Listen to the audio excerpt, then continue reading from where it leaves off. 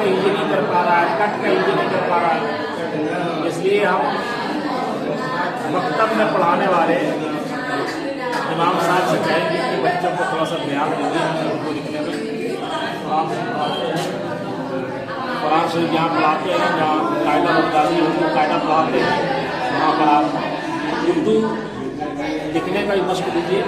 बच्चा अगर बचपन से आपके पास 5 साल पढ़ता है, अगर 5 साल आप अगर बच्चा को अगर लिखने देंगे तो हर बच्चा उर्दू लिखना सीख जाएगा।